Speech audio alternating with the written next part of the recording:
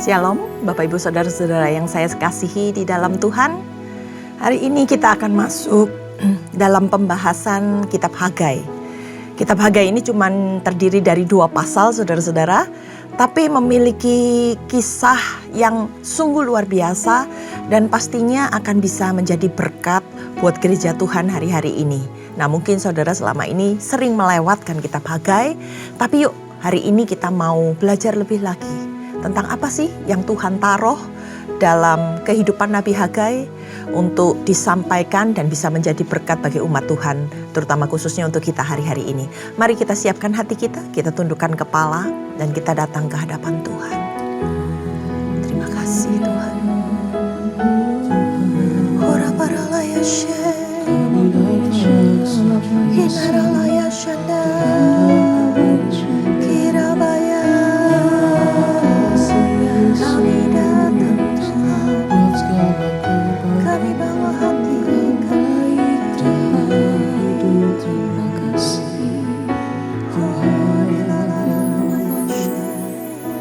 satu hal yang ku rindu,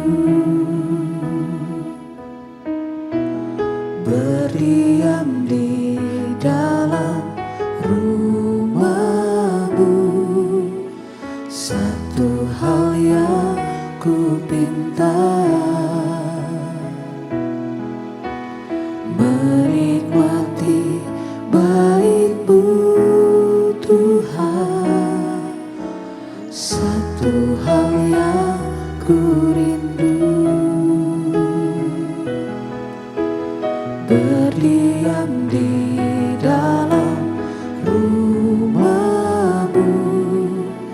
Satu hal yang ku pinta, menikmati bait-Mu Tuhan.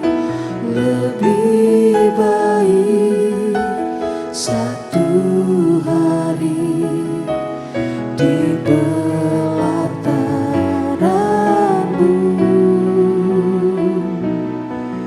daripada 1000 hari di tempat lain.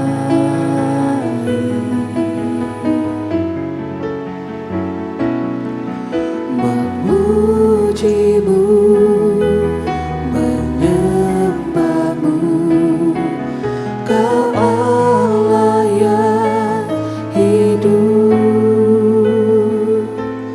dan menikmati semua kemurahan-Mu.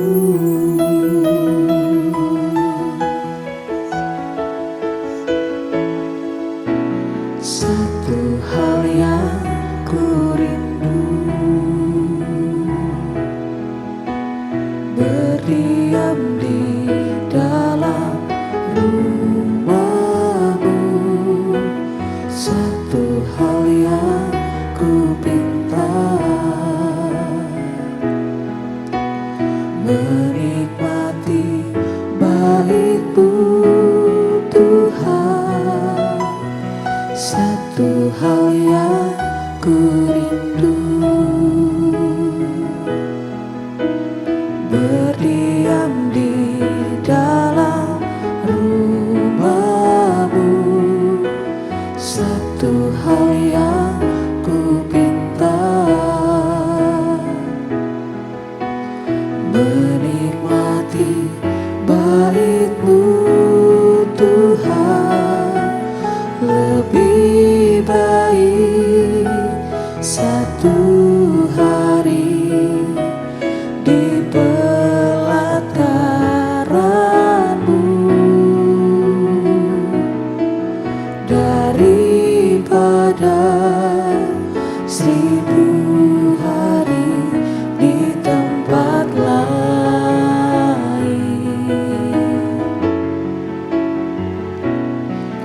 Memuji-Mu, menyembah-Mu, Kau Allah yang hidup, dan menikmati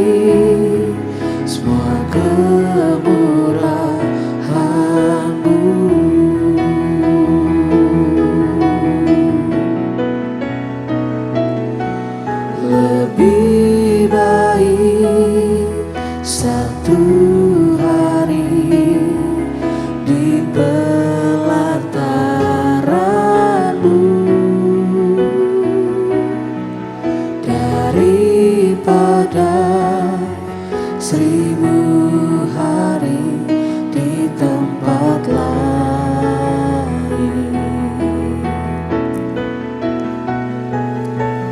Memuji-Mu, menyembah-Mu, Kau Allah yang hidup, dan menikmati semua kemurahan-Mu.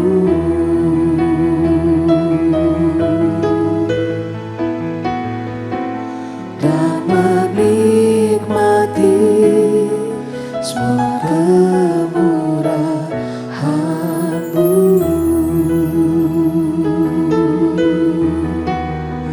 Ku nikmati semua kemurahan-Mu, ya Tuhan. Terima kasih Yesus, kami bersyukur Tuhan.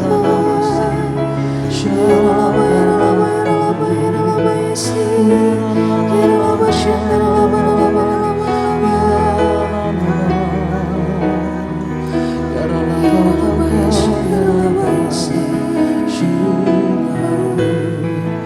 ku ingin selalu bersekutu dengan-Mu, menikmati hadirat-Mu. Biarkan Roh-Mu tinggal dalam hidupku. Sungguh indah bersama-Mu selamanya.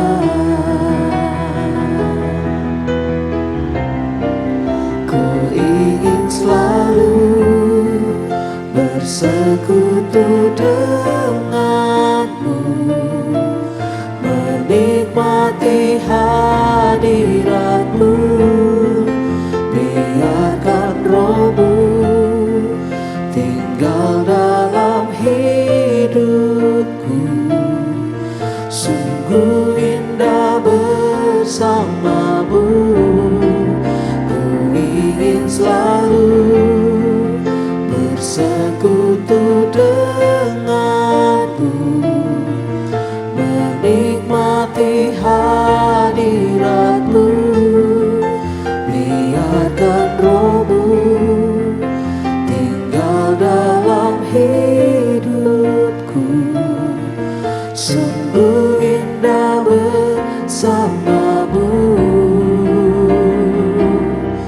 Sungguh indah bersama-Mu. Sungguh indah bersama-Mu selamanya. Ya Rabbaya Shikara Taralabaya Ralaba Hinaralamaya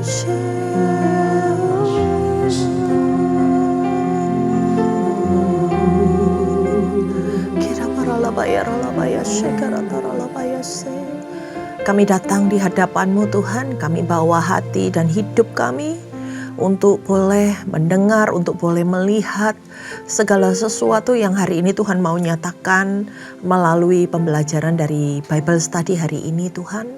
Engkau berbicara kepada kami, Engkau menguatkan setiap kami, Engkau memberikan pengajaran-pengajaran-Mu yang kami tahu pasti bermanfaat buat kehidupan kami.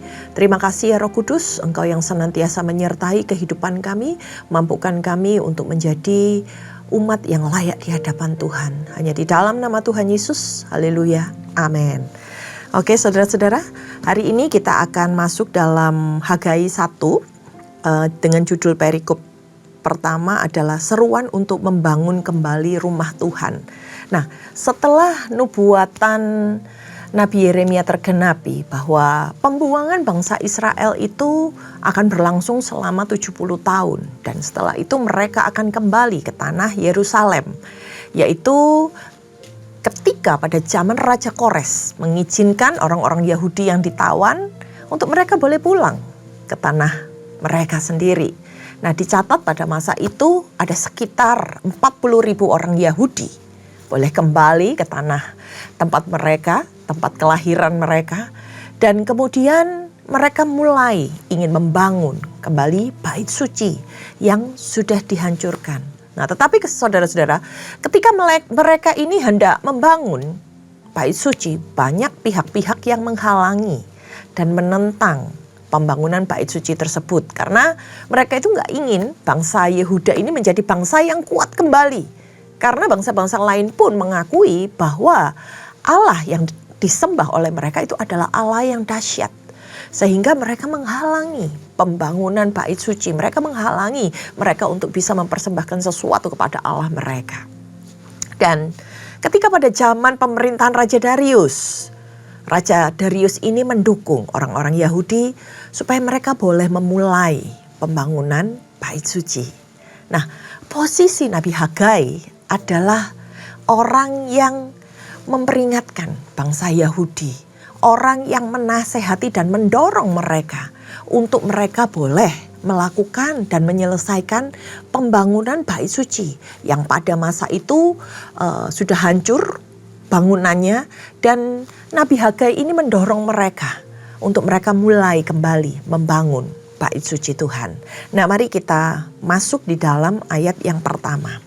Dikatakan, pada tahun kedua pemerintahan Raja Darius, pada bulan ke-6, pada tanggal 1 bulan itu datanglah firman Tuhan dengan perantaraan Nabi Hagai kepada Zerubabel bin Sealtiel, kepala daerah Yehuda, dan kepada imam besar Yosua bin Yosadak.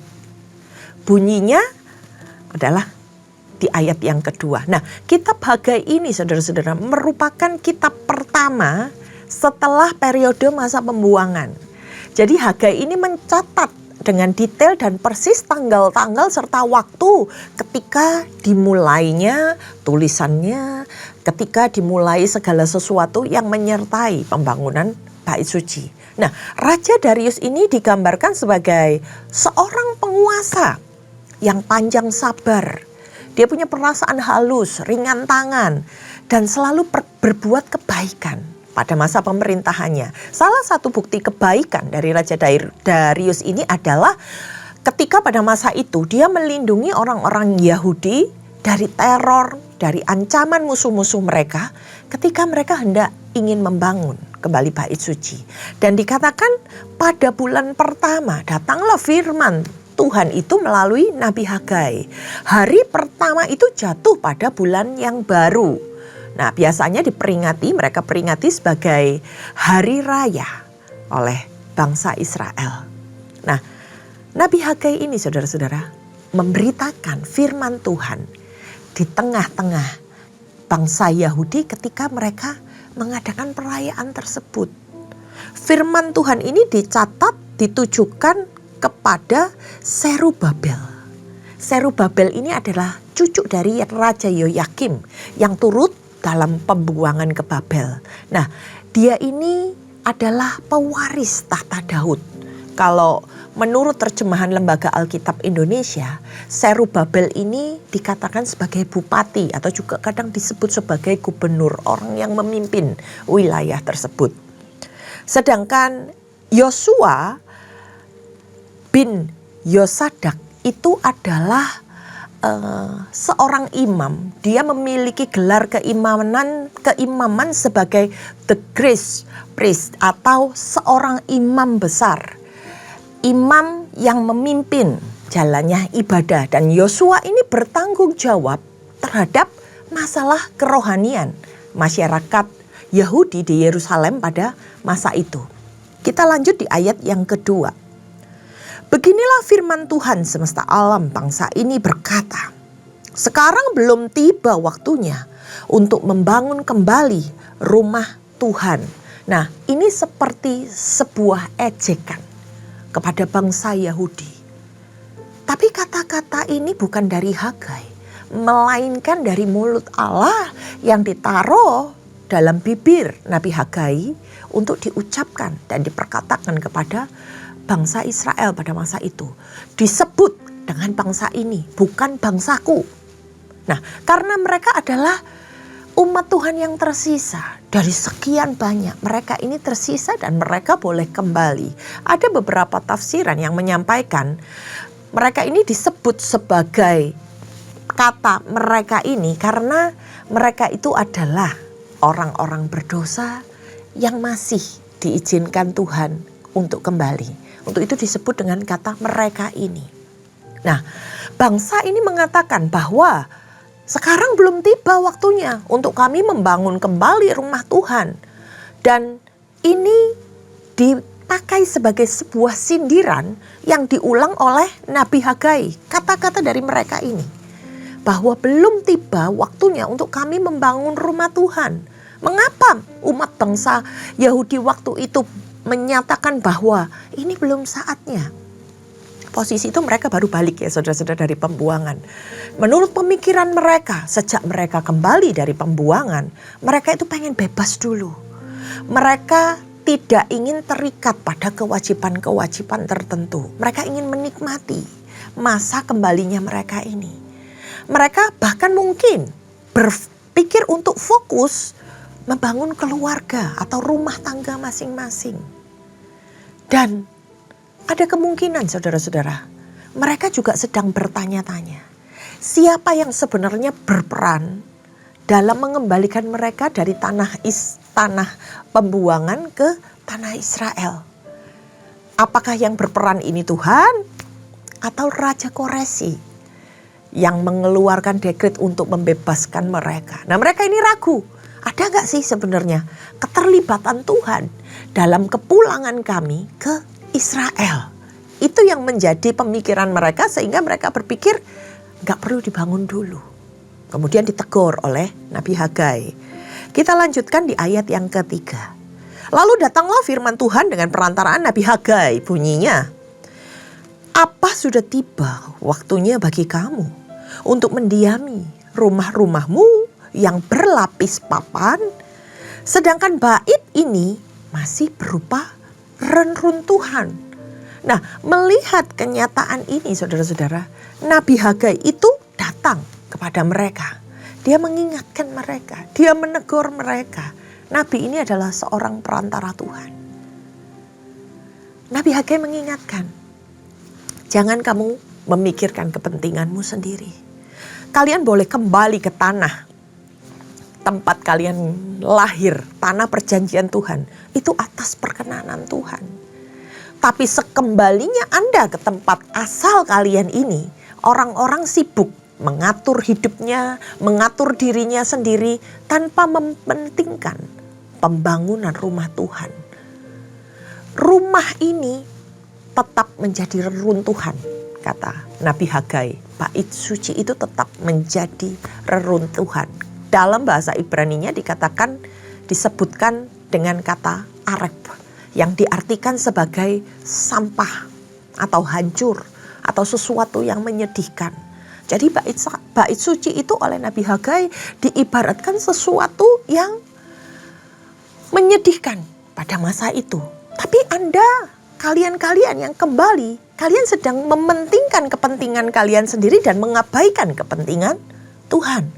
Maka di situ Nabi Hagai menegur mereka. Kita baca di ayat yang kelima. Sekarang beginilah firman Tuhan semesta alam. Perhatikanlah langkah hidupmu. Kamu menabur banyak, tetapi hasilnya sedikit. Kamu makan, tetapi tidak kenyang. Kamu minum, tapi tidak puas. Kamu berpakaian, tetapi tidak merasa hangat. Orang yang bekerja untuk upah, mendapat upah dalam pundi-pundi yang berlubang. Beginilah firman Tuhan semesta alam. Perhatikanlah langkah hidupmu. Wow. Di ayat ini Allah sedang mengingatkan mereka, saudara-saudara, untuk memikirkan dan merenungi bahwa segala malapetaka yang menimpa mereka itu karena kelakuan mereka sendiri. Mereka menabur banyak, tapi mereka cuma membawa pulang sedikit. Karena apa?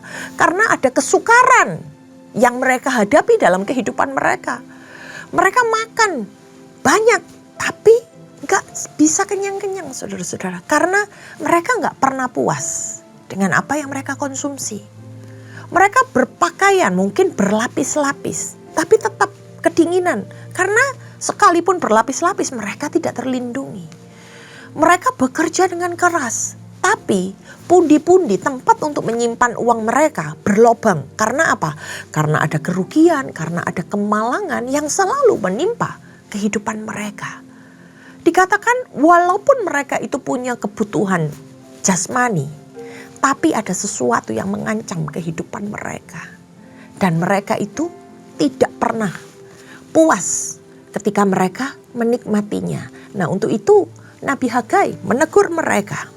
Dikatakan di ayat yang ke-8. Naiklah ke gunung, bawalah kayu, dan bangunlah bait itu. Aku akan berkenan padanya dan dimuliakan firman Tuhan. Kamu mengharapkan banyak, tetapi lihat hasilnya sedikit. Ketika kamu membawanya pulang, aku meniupnya lenyap. Apa sebabnya? Demikianlah firman Tuhan semesta alam. Oleh karena baitku yang masih berupa reruntuhan, sedangkan kamu masing-masing sibuk dengan urusan rumahnya sendiri. Itulah sebabnya langit menahan embunnya dan bumi menahan hasilnya. Aku memanggil kekeringan datang ke atas negeri, ke atas gunung-gunung, ke atas gandum, ke atas anggur, ke atas minyak, ke atas segala yang dihasilkan tanah, ke atas manusia dan hewan, serta ke atas segala upaya tanganmu. Dan saudara-saudara, yang mengatur seluruh kehidupan manusia ini adalah Tuhan. Tuhan yang memberikan kepada kita berkat. Dan Tuhan juga sanggup mendatangkan malapetaka atas orang-orang yang tidak berkenan di hadapannya. Nah, dikatakan oleh Nabi Hagai, perhatikan keadaanmu. Tuhan memberikan sebuah perintah untuk mereka naik ke gunung. Ke gunung ini selalu diartikan sebuah tempat untuk kita bisa bertemu dengan Tuhan. Dan bawalah kayu. Di situ Tuhan perintahkan mereka untuk membangun rumah. Nah, saudara-saudara perhatikan, R-nya untuk rumah ini adalah huruf besar. Sebagai arti, kalian harus membangun rumah Tuhan. Maka Tuhan yang akan memberkati mereka dan menyatakan kemuliaannya di dalam kehidupan mereka. Ketika mereka tidak memiliki kerinduan untuk membangun rumah Tuhan, maka dikatakan berkat-berkat mereka akan terhambat. Karena dikatakan langit akan menahan embunnya dan bumi akan menahan hasilnya. Bahkan di ayat yang 11 dikatakan, saudara-saudara, Tuhan bisa mendatangkan kekeringan sehingga mereka semua tidak mendapatkan hasil pertanian. Tidak ada makanan dan minuman, tidak ada perkenanan Tuhan. Karena ada hubungan antara rumah Tuhan dengan berkat yang Tuhan nyatakan di dalam kehidupan kita. Dan ini semua berhubungan dengan ketaatan ketika kita menjalankan ibadah di rumah Tuhan. Jadi ada hubungan, saudara-saudara. Bagaimana Tuhan itu ingin untuk ditinggikan, dimuliakan. Ketika kita datang dengan posisi hati yang benar di hadapan Tuhan, di dalam rumah Tuhan. Dan kita melakukannya dengan segala ketaatan. Maka Tuhan akan memperhatikan kehidupan umatnya. Kita baca lagi di ayat yang ke-12.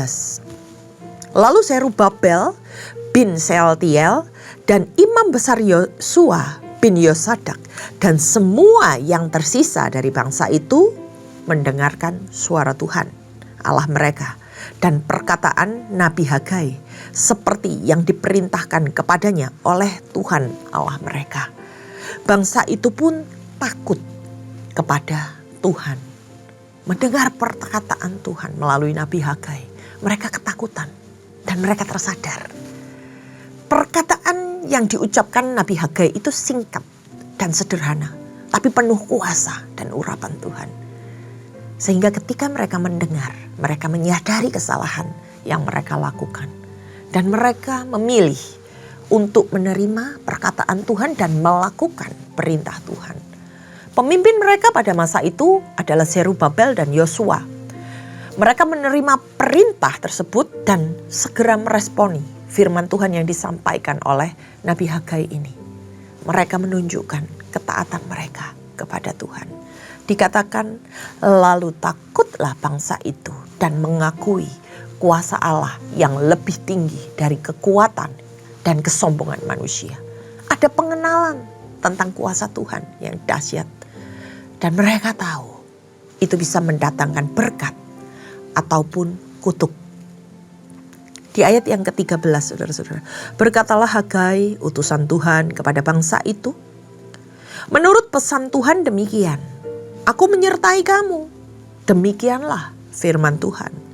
Tuhan lalu membangkitkan semangat Zerubabel bin Shealtiel, kepala daerah Yehuda, dan semangat imam besar Yosua bin Yosadak, serta semangat semua orang yang tersisa dari bangsa itu. Mereka lalu datang dan mengerjakan pembangunan rumah Tuhan semesta alam Allah mereka.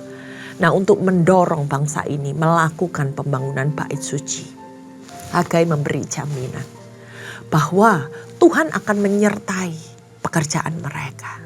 Nah, di dalam pasal yang pertama ini, saudara-saudara, dijelaskan bagaimana Hagai sebagai seorang nabi yang dipakai Tuhan untuk menyampaikan sebuah teguran terhadap bangsa Yehuda yang boleh menerima pemulihan dari Tuhan. Saya katakan pemulihan karena mereka boleh kembali ke tanah perjanjian mereka. Mereka diminta untuk melihat, kemudian diminta untuk merenungkan kembali apa yang sudah Tuhan kerjakan dalam kehidupan mereka, sehingga mereka dapat kembali dari pembuangan, dari tempat di mana mereka menderita dan penuh kesesakan di Babel. Kemudian mereka bisa kembali menempati tanah perjanjian sesuai dengan apa yang Tuhan janjikan. Semua itu berasal dari Tuhan. Tapi bagaimana kesibukan mereka setelah mereka memperoleh apa yang mereka dapatkan? Mereka sibuk mengingini, mereka sibuk mengerjakan, mereka sibuk membangun kehidupan mereka secara pribadi, tanpa memperhatikan kepentingan Tuhan lagi, tanpa mendahulukan pembangunan rumah Tuhan di tengah-tengah mereka, sebuah tempat di mana Tuhan bisa bertemu dengan mereka, di mana mereka bisa memuji dan memuliakan Tuhan. Di sini Hagai menyampaikan apa yang akan terjadi ketika mereka mengabaikan Tuhan, mengabaikan rumah Tuhan dalam hidup mereka. Saudara-saudara, ketika saya baca ini, bukankah sikap kita, hidup kita pada zaman ini, pada hari-hari ini, bagaimana ketika kita diberkati Tuhan, kita bisa dipakai oleh Tuhan, kita bisa memiliki segala sesuatu yang kita miliki, dan kita bisa hidup dengan aman. Kita disilaukan dengan apa yang kita dapatkan. Bahkan seringkali kita itu menutup hati. Kita berusaha gak cari kepekaan lagi, gak cari keintiman lagi. Kita gak menomorsatukan Tuhan lagi dalam hidup kita. Ini juga terjadi, saudara-saudara, dalam kehidupan kita. Apakah ketika kita datang hari Minggu ke gereja, ke tempat di mana ibadah itu harusnya kita lakukan, tempat di mana kita bisa bertemu dengan Tuhan, kita gak mempersiapkan hati lagi. Kita cuma datang hanya karena rutinitas, kita datang hanya karena sebuah kewajiban karena KTP kita Kristen, atau karena disuruh oleh orang tua. Hari-hari ini seberapa banyak ketika kita datang ke rumah Tuhan, kita datang dengan hati yang benar. Saudara-saudara, Tuhan itu sudah memberkati kita dengan segala kepintaran, dengan segala keberhasilan kita, kekayaan yang mungkin kita miliki. Tapi janganlah kita menyombongkan diri dan melupakan bahwa segala sesuatunya itu berasal dari kemurahan Tuhan atas hidup kita. Seringkali ketika kita sudah menikmati segalanya, ketika kita boleh melayani Tuhan mungkin, kita mulai lupa. Kita suka untuk dipuja, kita suka untuk dipuji. Kita lupa bahwa kita ada di tempat dimanapun kita berada hari ini. Posisi kita adalah sebagai orang-orang yang harusnya memuji Tuhan, yang harusnya meninggikan nama Tuhan. Karena Tuhan telah memberikan kehidupan yang boleh kita nikmati hari-hari ini. Bahkan dengan kecanggihan teknologi, saudara-saudara, seolah-olah umat manusia itu banyak dibutakan dan tidak lagi melihat kuasa Allah di dalamnya. Seperti yang ada di pemikiran sisa dari bangsa Israel yang kembali. Siapa yang berperan untuk mengembalikan kami di sini? Raja Kores kah atau campur tangan Tuhan? Hari-hari ini anak-anak muda itu mulai disilaukan dengan kecanggihan teknologi dan mereka tidak bisa lagi merasakan atau mengenal Tuhan dengan benar. Mereka melupakan hal-hal yang bersifat rohani, digantikan dengan hal-hal yang memuja kecanggihan teknologi. Wow, canggih ya ini, wow keren ya ini. Mereka lupa untuk meninggikan nama Tuhan. Mereka lupa siapa yang menciptakan, dan mereka lupa siapa yang memberikan kemurahannya untuk kita boleh menikmati berkat-berkat yang hari ini kita boleh nikmati. Apa yang disampaikan oleh Nabi Hagai dalam pasal 1 ini sampai hari ini masih relate, saudara-saudara, dengan kehidupan anak-anak Tuhan di zaman ini. Tetaplah kita memiliki hidup takut akan Tuhan dan tetap berada di dalam naungan Tuhan.